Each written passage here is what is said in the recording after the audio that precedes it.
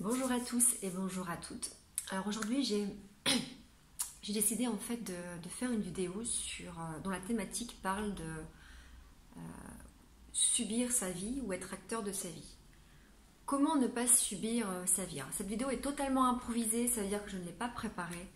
Donc ça sera peut-être un peu décousu, mais c'est pas grave. Dans ce cas-là, je m'excuse d'avance. J'avais envie en fait de vous parler de cette thématique, d'abord parce que je l'aborde en ce moment avec mes étudiants dans la formation en organisation personnelle, et où à un moment donné justement je leur pose cette question, c'est quelle est la différence entre une personne qui est acteur de sa vie et une personne qui va subir sa vie. Forcément je laisse un peu cogiter et puis après voilà, on aborde des solutions. Il y en a qui sont d'accord, il y en a qui ne sont pas d'accord, et à la limite voilà, chacun mettra en place ce qu'il a envie de mettre. Mais aussi parce qu'en ce moment j'accompagne quelques patients et clients, parce qu'il y a aussi en bilan de compétences en coaching, en reconversion professionnelle aussi, des clients qui vivent un peu ça, qui sont en souffrance. Hein. Vraiment, pour certains, il y a une grosse souffrance. Donc des personnes entre 40 et jusqu'à 70 ans. Grosse souffrance, donc il peut y avoir vraiment une anxiété qui est présente, prégnante depuis plusieurs années, une dépression qui est vraiment installée depuis plusieurs années, et puis parfois les deux. Hein. Dépression, anxiété, ça va forcément parfois ensemble. Et qu'est-ce qui fait que ces personnes sont en souffrance? C'est que ça fait des années qu'elles subissent leur vie et qu'elles n'ont pas été en capacité de prendre des choix pour elles.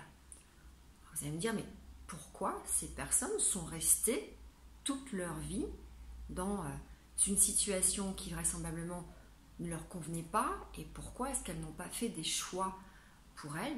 Parce que potentiellement il y avait des croyances, des injonctions, et parfois même une emprise d'un parent ou des parents, alors que ce soit papa, maman, hein, qui étaient là pour régulièrement rappeler qu'il ne faut pas être égoïste dans la vie. Si effectivement tu changes de travail, tu mets en danger ta famille, tu n'as pas le droit de faire ça, il faut que tu sois présent, c'est ton rôle d'être un bon père de famille, tu dois être responsable, tu dois être là pour les clients. Comment ça, tu prends 3 semaines de vacances mais tu ne te rends pas compte? Qu'est-ce que vont faire tes clients?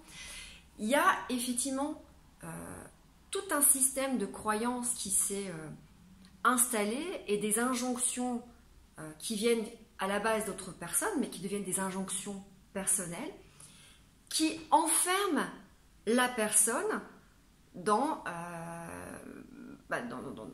des propres croyances, hein, qui est « je n'ai pas le droit, je ne peux pas ». Je n'ai pas le droit d'être à l'écoute de mes propres besoins, je n'ai pas le droit d'être à l'écoute de mes propres choix, je ne peux pas faire des choix, je n'ai pas le droit, il faut que. Et toute la différence entre les personnes qui justement vont subir leur vie et les personnes qui vont être actrices de leur vie, ça va être la notion de choix et de prise de décision. Pourquoi j'ai des personnes qui se retrouvent à 50, 60, 70 ans dans un métier qu'ils n'ont pas choisi et qui leur crée énormément de souffrance? C'est parce qu'elles n'ont pas été à l'écoute de leur choix. Parce que peut-être qu'il y avait derrière effectivement des injonctions d'un parent qui disait « si tu veux bien vivre dans la vie, être un bon père de famille, il faut absolument que tu aies un bon poste. » Et, je ne sais pas, mais directeur artistique, médecin généraliste, architecte, avocat, c'est le poste idéal pour effectivement mettre en sécurité ta famille et pouvoir t'assurer une vie convenable. Et forcément, dès le départ, on a des enfants qui potentiellement peuvent être adolescents aussi et jeunes adultes, qui peuvent être conditionnés à ces injonctions, qui peut-être sont sous une certaine forme d'emprise aussi de parents hyper contrôlants, et ça j'en ai aussi, des parents soit très contrôlants qui vont décider à la place de l'enfant des choix de l'enfant avec une certaine forme de chantage affectif ou de menace de « si tu fais pas ça, tu me verras plus ou il ne faudra pas compter sur moi », ce qui met l'enfant ou l'adolescent forcément en insécurité, en angoisse, parce qu'il se dit « mais en fait, si j'écoute, si je fais ce que je veux, si j'écoute mes choix, mais en fait, je me retrouve tout seul, quoi ». Vous imaginez à quel point ça peut être insécurisant et comment ça peut créer des croyances qui vont devenir des vrais blocages ou des freins pour l'avenir. De la même façon, on peut avoir des mères ultra sécurisantes qui vont dire tu n'as pas le droit de partir loin, ne va pas là-bas, c'est hyper dangereux, ce qui va créer aussi des formes d'injonction. Le monde est dangereux, fais attention, reste là, reste à côté de moi, avec moi tu es en sécurité. Et qu'est-ce qui va faire la différence entre effectivement ces personnes qui vont décider de dire stop, à un moment donné là, c'est ma vie, ce sont mes besoins, ce sont mes choix. Et je ne vais pas m'aliéner pour vous rassurer, je ne vais pas m'aliéner pour vous faire plaisir, je ne vais pas m'aliéner pour faire en sorte que vous ayez, vous, une belle vie. Parce qu'à un moment donné, vous devez apprendre à gérer vous-même votre insécurité. Donc il sera à un moment donné important de se dire, ma vie, si je ne veux pas la subir, il va falloir que je fasse des choix.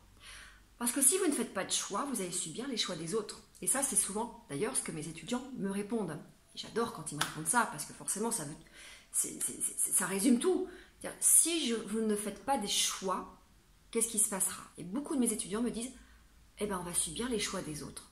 Et évidemment, vous allez subir les choix des autres. Mais forcément, faire des choix, ça veut dire aussi parfois être en opposition à sa famille, être en opposition à son conjoint, être en opposition. Et il va falloir aussi peser tout ça. Parce que forcément, on n'engage pas que ses propres choix, ses propres besoins, mais parfois on engage toute une famille, tout un couple. Mais il y a toujours la possibilité de trouver des compromis, de trouver une situation qui fasse qu'il y aura un certain niveau de sécurité, on va maintenir un certain niveau de sécurité, il y aura aussi un équilibre au sein de la famille, il n'y en a pas un qui va se sacrifier pour l'autre, ou potentiellement, s'il y a eu ce déséquilibre, on va peut-être le réajuster par la suite. Il y a toujours cette notion de compromis. Donc, comme ma vidéo est très décousue parce que je ne l'ai pas préparée et qu'elle risque d'être très très longue si je continue, la différence entre effectivement une personne qui subit sa vie et la personne qui ne la subit pas, c'est que la personne qui ne la subit pas aura su se libérer des injonctions personnelles, des croyances, de l'emprise parfois d'un parent ou de l'emprise d'un conjoint aussi, et passer à l'action. Passer à l'action à travers des choix. Dans mon cabinet, je dis souvent, vous n'êtes pas un arbre enraciné. L'arbre, il est enraciné, il ne peut pas bouger. S'il veut bouger, il faut tout casser et effectivement derrière, il y a un déracinement. Non, on n'a pas forcément ces racines qui font qu'on est piégé dans le sol. Vous pouvez marcher, vous pouvez avancer et pour ça, vous avez besoin de quoi? De prendre des choix, de faire des choix, de faire des décisions, de prendre des décisions. Mais encore faut-il que vous soyez à l'écoute de ce que vous avez envie de faire dans cette vie.